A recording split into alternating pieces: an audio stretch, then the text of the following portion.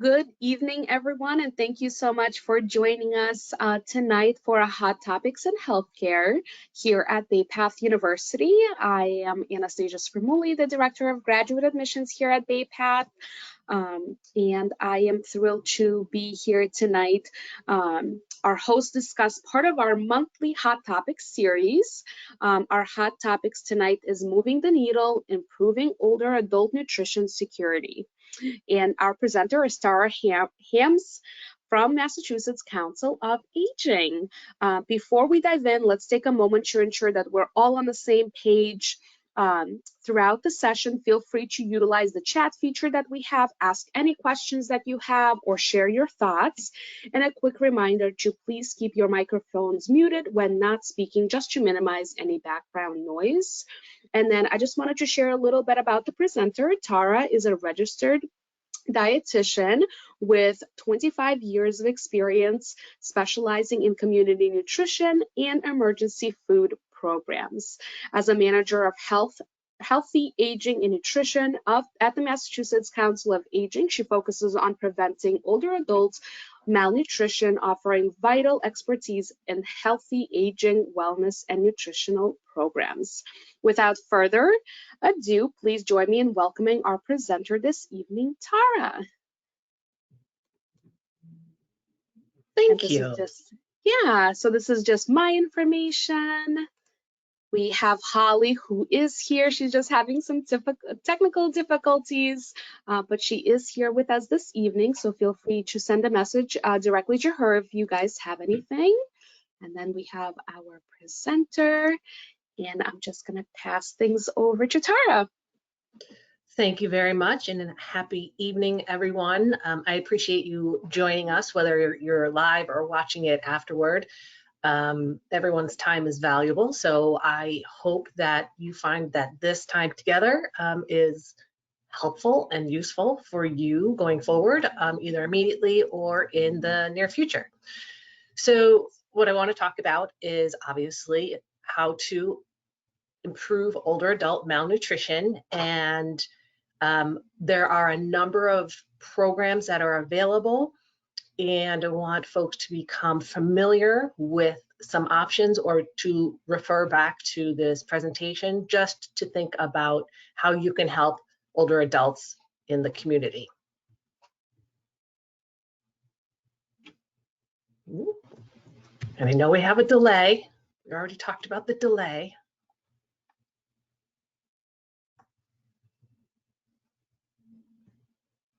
There we go. Okay. So what do we want to know today?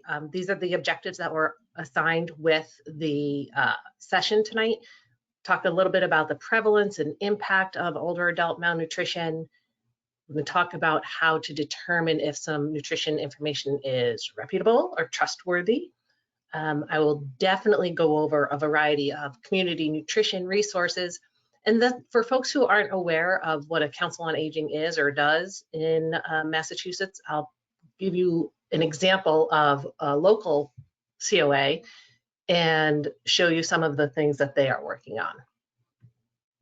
So the first thing is the prevalence of older adult malnutrition. My position with MCOA was created specifically to help decrease the prevalence in the state. So it is the only thing that I've done. I take that back. I shouldn't say the only thing I've done. I started in January of 2020, and we all know what happened a couple months later. But it's been my primary focus in this role. And some stats that I want you to notice on this infographic from Defeat Malnutrition Today are that up to 50% of older adults are at risk of malnutrition. So it's a huge problem. It also affects clinical outcomes. Those who have protein calorie malnutrition related hospital stays, they're twice as long, and they are 3 times more likely to end in death, unfortunately. I have a number of the resources you'll see hyperlinked, so you can connect with them afterward. Some additional stats that you may or may not know If you look at Feeding America, which is the umbrella organization of all of the food banks in the United States, they estimate that 1 in 14 older adults were food secure a couple of years ago, which is about 5.5 million people. Food security among seniors and older adults remains higher than prior to the Great Recession. That should be no surprise to folks that communities of color experience disproportionate levels of food insecurity, actually up to 4 times as high, and folks with disabilities have rates more than 3 times as high as those without disabilities. I want to say I feel like I should have some coffee, that or I've had too much coffee already today, so bear with me. And then locally, if we look at just in Massachusetts, 6.4% of Massachusetts older adults are food insecure. So that's over 100,000 older adults just in Massachusetts. As we know, there are a lot of changes we experience as we age, and I want folks to think about we are all aging, and that is a good thing. And with aging comes a lot of changes, a lot of trade-offs. Some of these might be as you would expect, but let's look at them one at a time by group. First, as an individual, we might develop either chronic disease or acute disease. We will probably end up taking medications. Multiple medications is often the case. Our dentition will change. Either we will lose teeth, we'll get dentures, we may have ill-fitting dentures, we may not have any dentures, we might not have any teeth. Our strength and mobility changes. As you know, we lose muscle mass around age 40, and often, in this country, we are more sedentary and we don't tend to be as physically active and rebuilding that muscle loss. We have a different knowledge set. We might not be as aware of some of the program changes and services that are available to us. And of course, we have pride about some may want to accept help, some might not want to accept help. We also may have, I didn't mention on this, but some cognitive decline as well. And then if you take that individual and put them in their home where there are additional changes, they could have fewer people in the home. They may have lost a partner. They may have an empty nest, or they may have grandchildren now living with them. They may or may not be able to stay in their owned home because they're on a fixed income and can't afford the property taxes, so they may have to move into an apartment or assisted living due to other reasons. There's probably going to be a lot of cooking. There will probably be a lot of cooking for one, and most people don't want to cook for one. There's something we call the tea and toast syndrome, where you don't feel like having or making the big meal as you would for a family or even for 2 or 3 people in your household. And so people will just have girl dinner, I think a lot of folks call it now too. Or they may just have, some tea and toast or some cereal. And then also their cooking resources.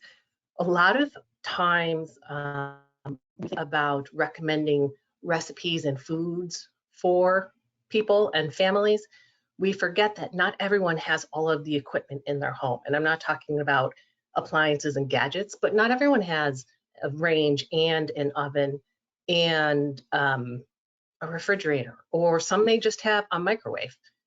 So it's important to remember that people have different resources, as well as to be able to ask them if you're giving out food, are you able to cook this? Do you have a stove? Do you have the pots and pans?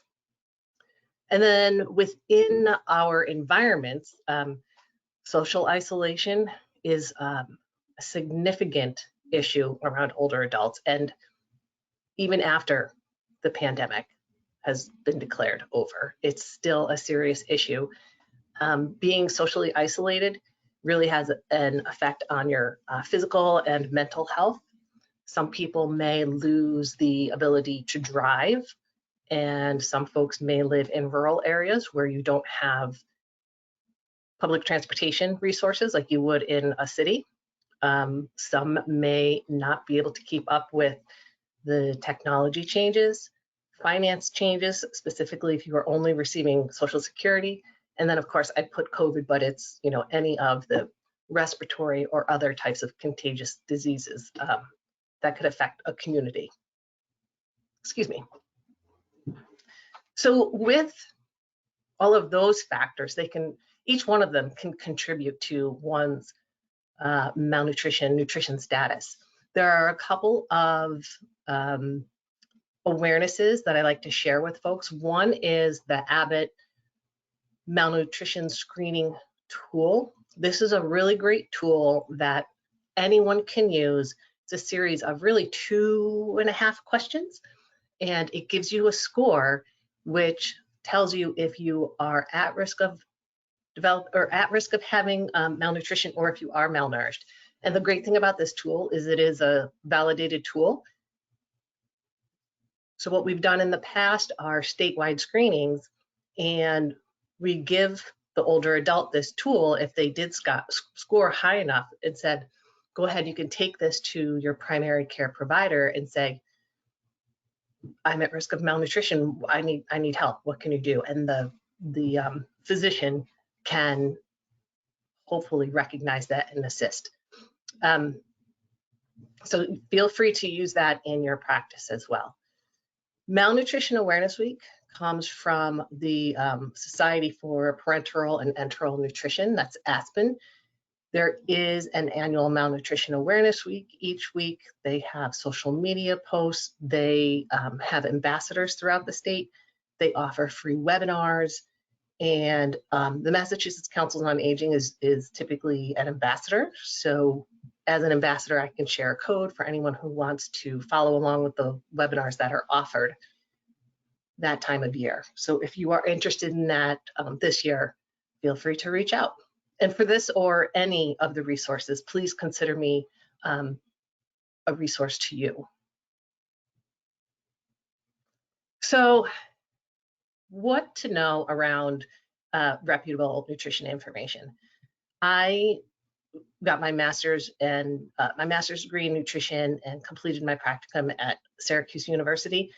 And during one of my courses, I always remember one of my instructors saying, you got to consider the source. And it was one of the messages that she consistently hammered home is acknowledge the source and put on your critical thinking hat. Because nutrition information is confusing enough. And then if you aren't getting it from a reputable source, you could do some harm. So consider the source. What is that person trying to do ultimately? They're probably trying to sell something. If they are trying to sell something, book, pills, program, a food item, most likely there's a slant that they want you to buy into. That's not to say everyone who is selling something is fraudulent, but it is something to keep in mind with, what is this person's end goal? Do they have any conflicts of interest? This could be research funding if they are in either academia or in industry. They could be funded by a trade, or they could be a trade organization, masking as an independent organization, but is really backed by a like group of folks, whether it's the grocery industry, food manufacturers, etc. There could be a session that is, sponsored by an education session that is sponsored by a specific manufacturer or food source. So it's good to know what that conflict is, and if the message that is coming through makes sense, that it would encourage you to go buy more of that product. Always is something too good to be true. Tap into your intuition, your spidey sense. Think, we might really want it to be true, but we know in our head that XYZ probably is not going to work. taking a quick little pill might help you lose some weight in the short term, but it doesn't teach you how to eat well over the long term. So when you stop taking that pill, you're back to square one. And then also, are we looking at peer-reviewed research, and or is some of the information that is being shared, is that sourced? And it's sourced, again, by a reputable organization. As a dietitian, my national organization is the Academy of Nutrition and Dietetics. That is not to say that every dietitian agrees with everything that they share, but it is a large group through which much evidence-based information is issued. And for folks who aren't aware, a dietitian is someone who has to take specific coursework, a practicum, and sit for an exam, whereas a nutritionist, generally speaking, anyone can call themselves a nutritionist. They did change our credentials from registered dietitian to registered dietitian nutritionist to make it a little more confusing. But if you see anyone who's a nutritionist, know that they haven't completed the full coursework. Take it with a grain of salt. All right. So what to know around community nutrition resources? This is where I feel like I should take a giant breath and really slow down, because I think, as typical of me at least, if not as many dietitians, we want to share as much with you as possible in the shortest amount of time, and we'll start to talk really fast and hope that you get everything and we only have to tell you once, but obviously that is unrealistic and not effective. So I will give you some highlights of what I hope that you will be aware of. And when we think about older adults and nutrition resources, a lot of folks immediately will think of home delivered meals, which is also more commonly known as Meals on Wheels. These meals are provided to older adults who are generally homebound or have mobility issues or live alone, and a combination of factors. They are funded through the Older Americans Act, which is a federal program, and that funding comes through to the state units on aging, and then further down to the local AAAs, the area agencies on aging. Now, a lot of times, these area agencies on aging are also an ASAP, which is an aging service access point. And the ASAPs are primarily Massachusetts organized / funded agencies that help older adults age in place. So they provide comprehensive home-based care and community services, whether that is personal care attending, it could be part of Meals on Wheels, it could be other visiting nurse association, et cetera, services. Sometimes all an older adult really needs to stay out of long-term care is to have a regular meal. And I think this is really important for folks to realize, that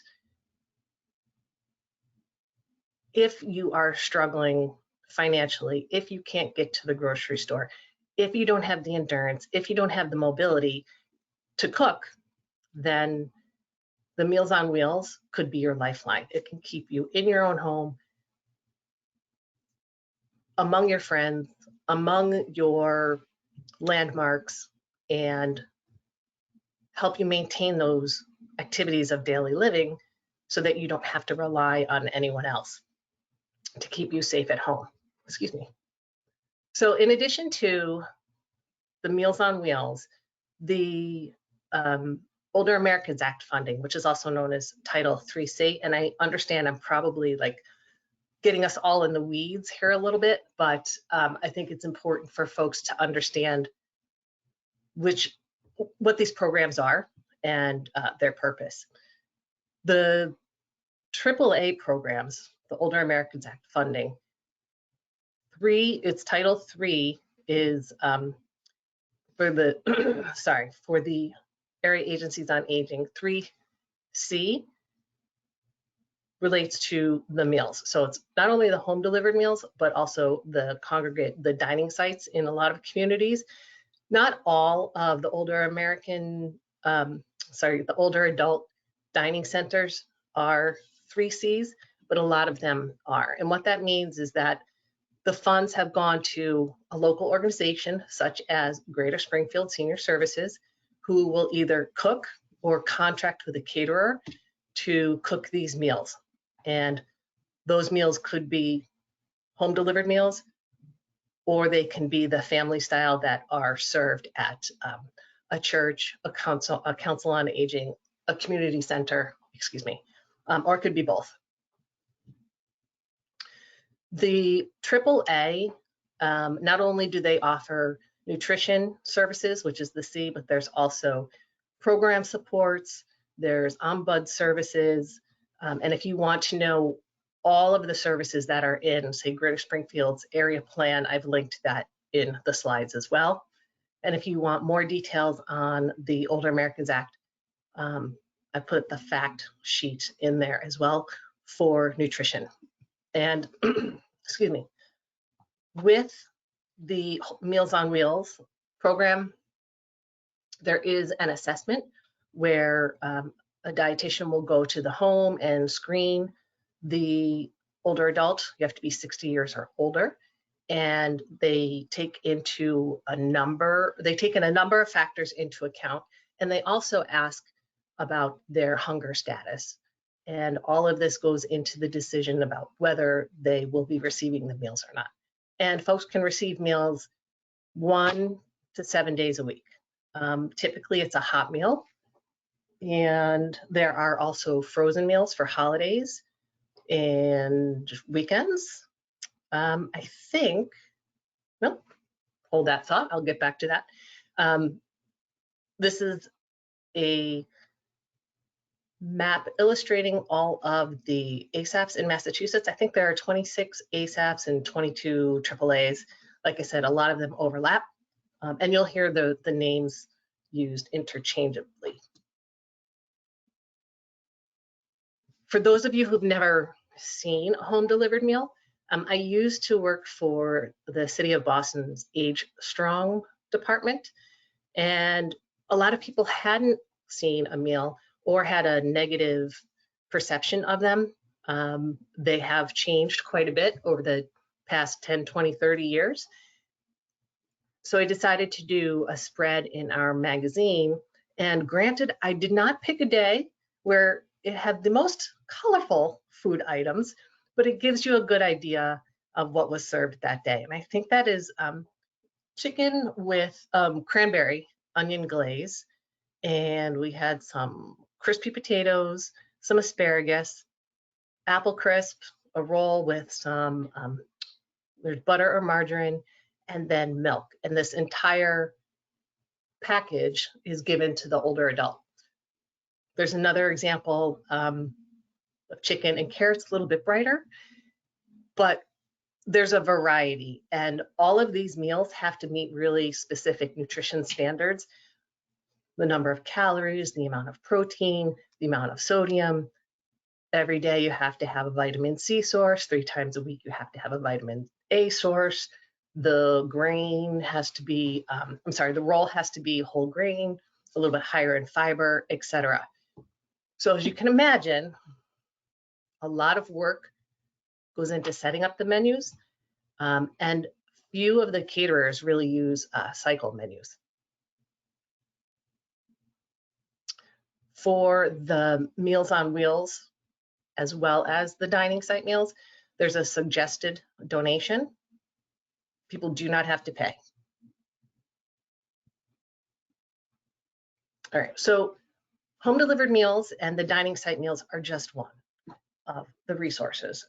It's one that most people think of initially, specifically when I go to the Council on Aging and I want to talk to them about what they are doing around nutrition and healthy aging. What are their pain points? Where do they want to grow?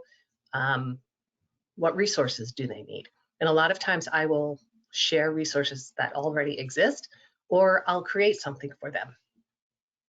Some of them, these are the main resources that I make sure our councils on aging are aware of.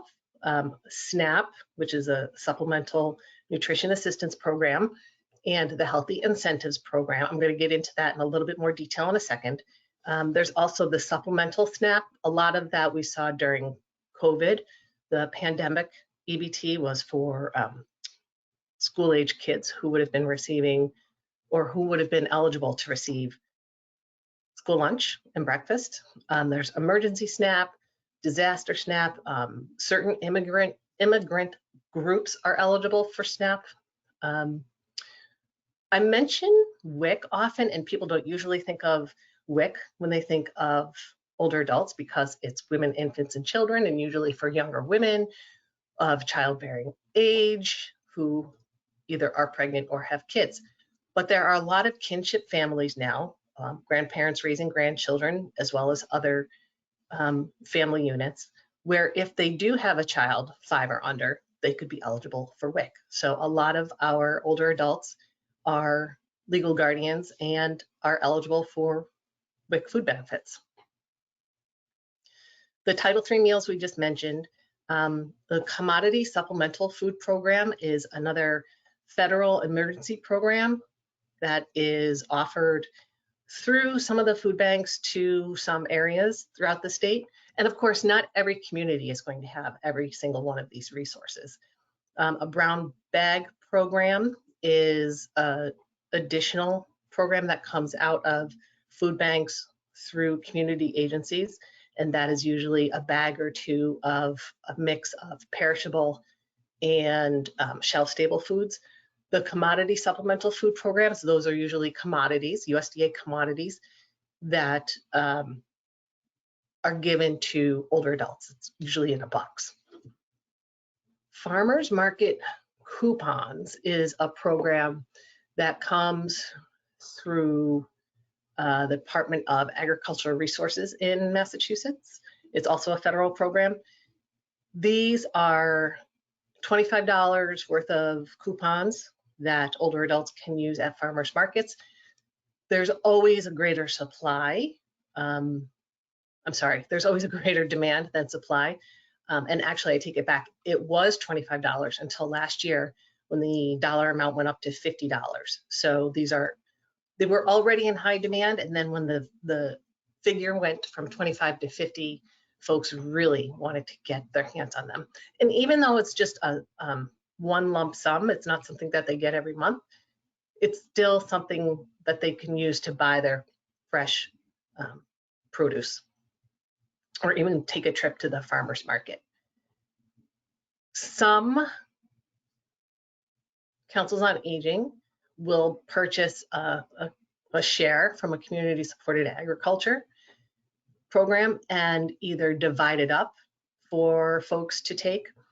Some farms offer what they call senior shares, and it's a smaller amount of food, and an older adult can get a senior share. And a share is a portion of the crops that you purchase for the entire growing season. So it's usually several $100s. And then you have to either pick it up from a local drop-off point, but it's another way to support the local ag economy as well as get fresh produce into your meal plan. The I know it's a long list, sorry. Usually don't make lists longer than 7, but this is a big one. The Massachusetts Grown Map I'll show you a picture of that in a second too. This is a really great website where you can plug in your location and a search radius for different types of crops that are grown or eco businesses. Whether that's even, I think, woolen products or honey, obviously orchards, but you can also look at farmers markets on there and farmers markets that accept specific types of programs. There's food rescues. I know a lot of folks are familiar with certain companies picking up prepared, large pans of prepared food that had not yet been served, but they've been kept at proper temperature and are safe to rescue and serve to another population. Food pantries, most folks are familiar with. So food pantries are, think of them as the grocery store, and the food bank supplies the food pantry. So the food banks are the warehouses.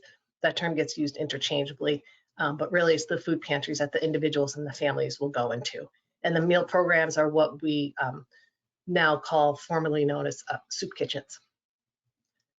If all of this is overwhelming and you come in contact with someone who is in need of food, groceries specifically, or a hot meal, the easiest thing to do is to call Project Bread's Food Source Hotline.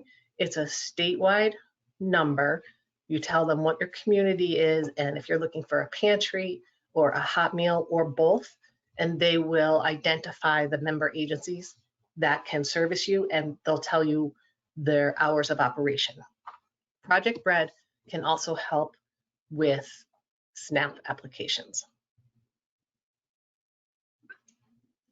Excuse me, they have a dedicated line for older adults. And those folks are trained to speak slower, to be a little more patient, and go the extra mile helping folks fulfill those SNAP applications.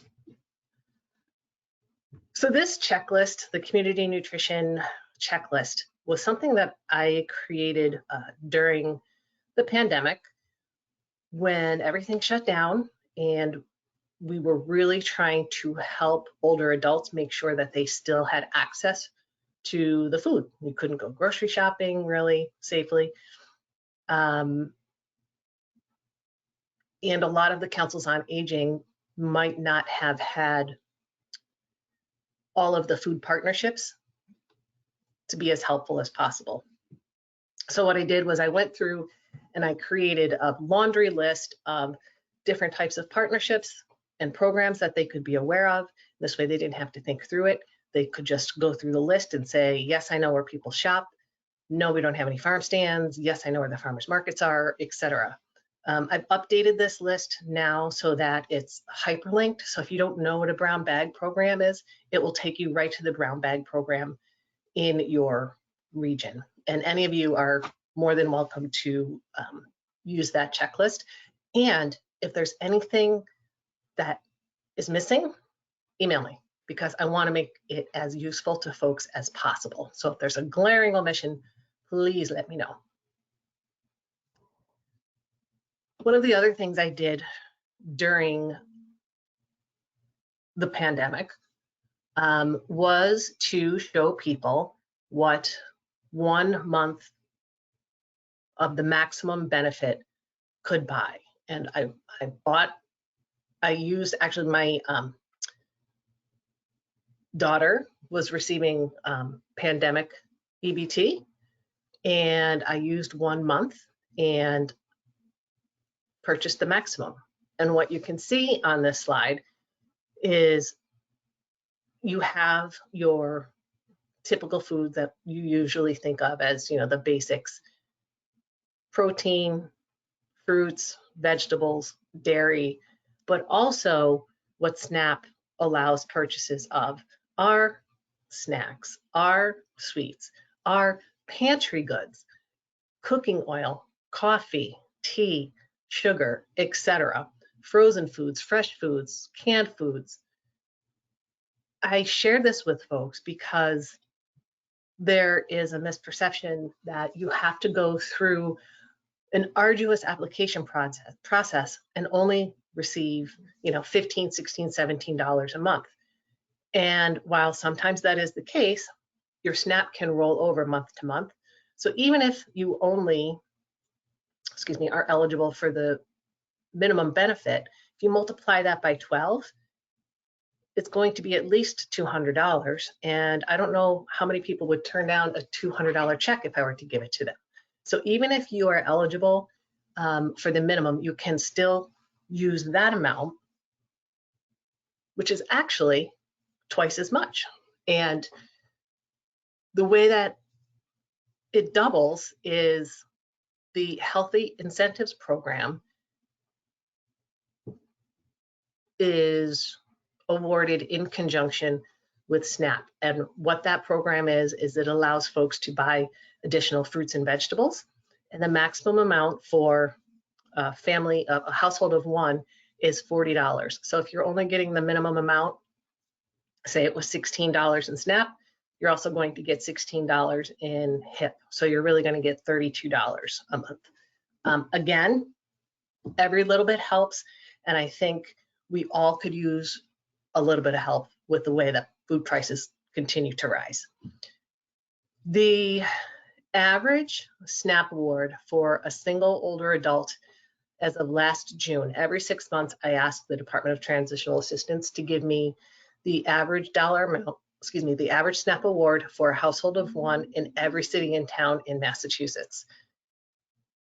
Last summer, it was $207 for folks in East Longmeadow. The Massachusetts average was $230. And in January of this year, the new max amount for anyone is $291. So if someone is interested in screening for SNAP and the results say you may be eligible, give the application a shot, because you never know. And it isn't something that will go to someone else. This is an issue with older adults, is they may be too prideful and think someone else needs it, or might not want to be associated with the program. But I always tell folks that you've paid into it just as you have for Social Security, and you might as well withdraw it just like you do Social Security, because it belongs to you. It doesn't go to someone else. It doesn't transfer. There is a list of community partners who assist with the application process, and those partners are statewide in case you ever need assistance getting someone onto SNAP. This is the HIP flyer that shows you a little bit more about how that program runs. It's a little bit confusing. You have to activate your HIP dollars. You have to already have your SNAP funds on the card. So it's a little bit confusing, but no, the takeaway is it's extra money. So if you're getting the maximum SNAP, $291 a month, household of one, you're automatically getting $40. You're going to get $331 in SNAP, which is not inconsequential. Okay, this is the Mass Grown map that I mentioned earlier. As you can see, you can search for it. The image on the left is a number of programs that were within, what is this guy here? 5 miles of East Longmeadow. And then what I did was I sorted those programs for HIP acceptance. So some of the farmers markets will accept HIP, and then it will show you that as well. So transitioning from just food to a little bit more around councils on aging.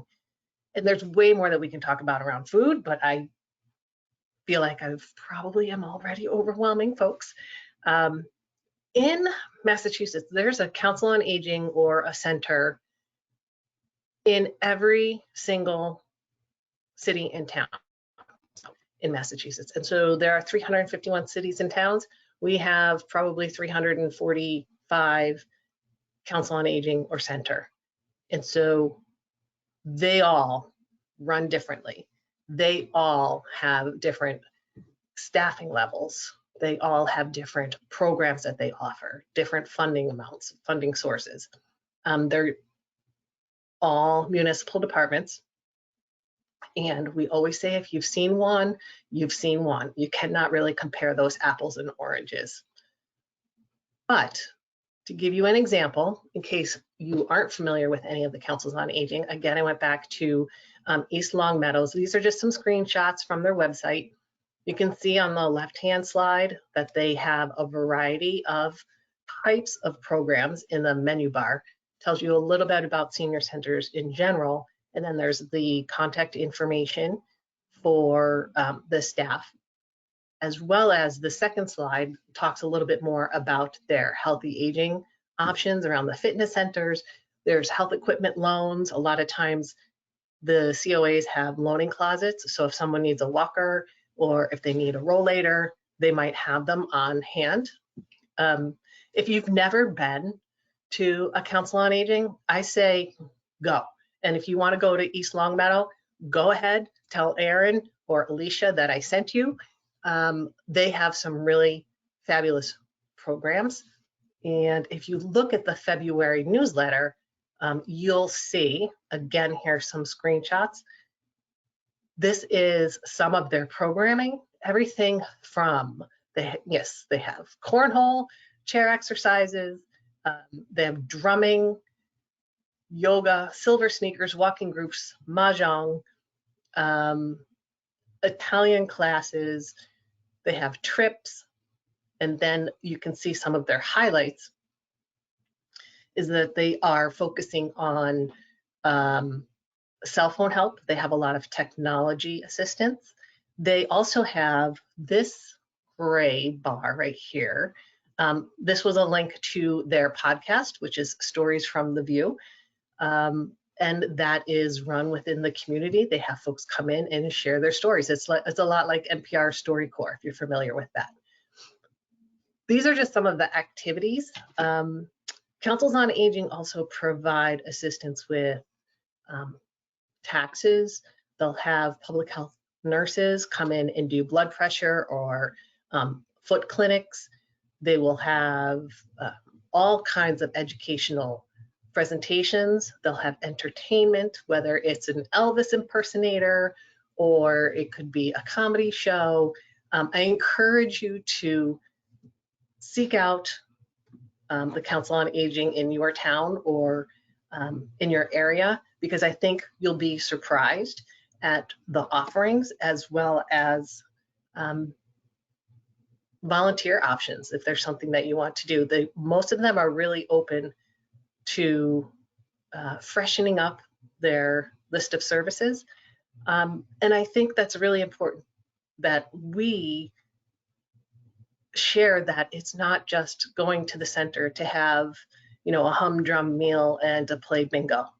Granted, bingo is still strong in many communities, but as you can see, especially as there are a lot more older adults coming of age, and a lot of the younger older adults want to go to a center that is focused around active living. And in fact, a number of the centers are rebranding, building new sites, and they're becoming centers of active living.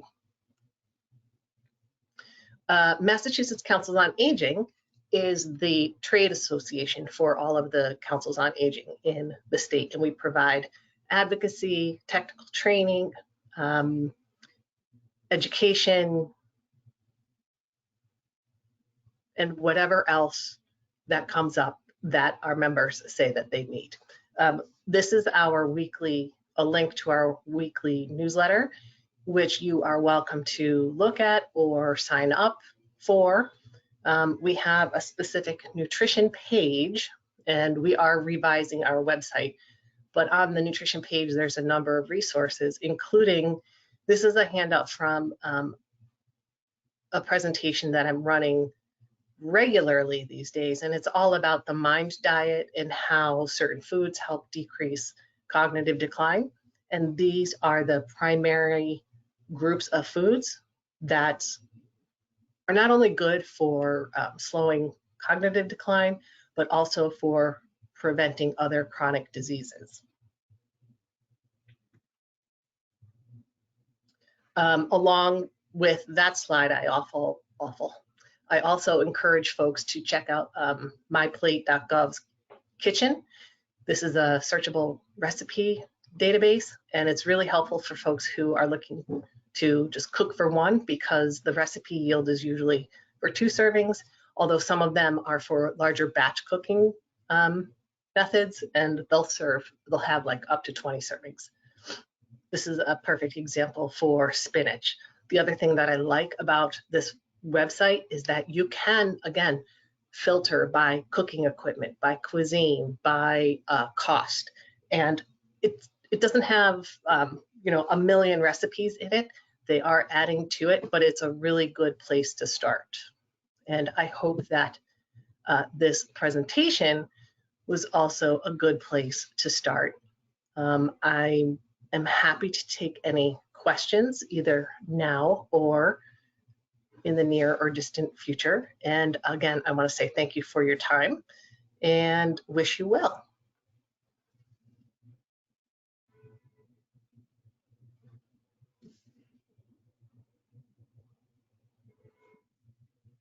Thank you so much. All right. Tara, thank you so much for sharing your expertise. If anyone has questions or comments, feel free to put them in the chat box that's with your GoToWebinar, and I'll check that out right now, just in case if anybody has questions.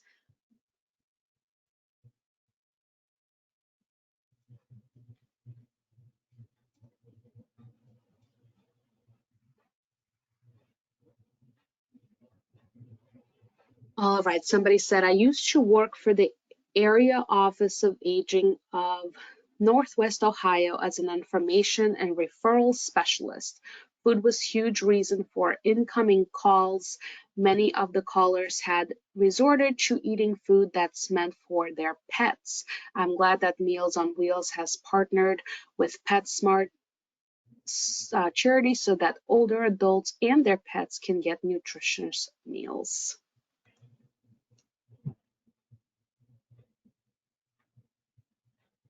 Right. I don't know if anybody else has any comments or questions, but we welcome your feedback.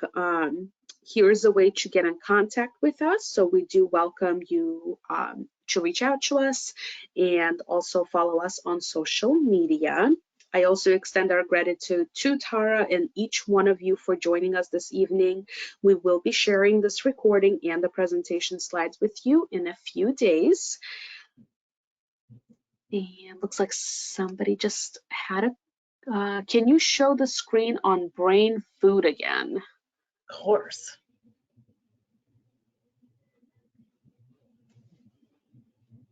Do I have control still? Oh, here we go. Yeah. Yes.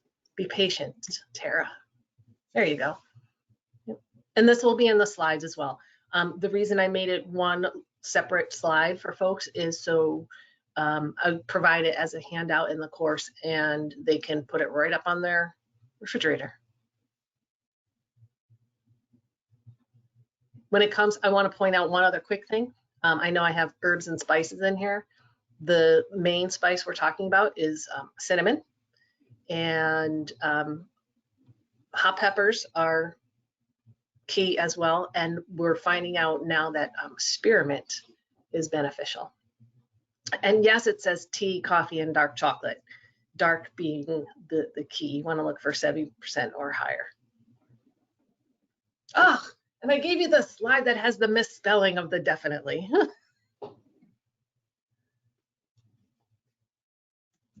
There's another question. Is there an age requirement for the SNAP award? No. Nope.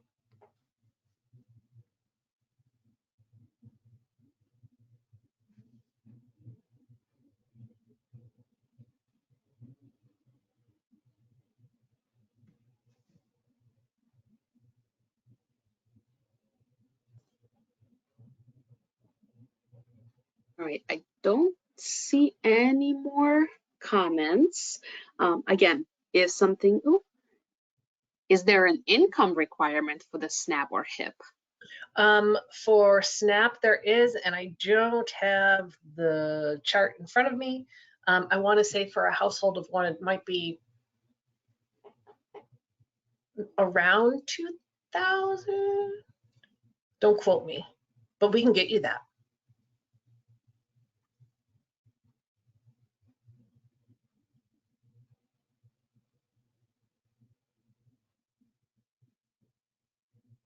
Again, if you want more information, please reach out. to Tara. She'll be more than happy to answer any questions or provide you guys with details. But thank you everyone for joining our hot topics this evening, and we hope to see you at our future events. And I hope you all have a wonderful night.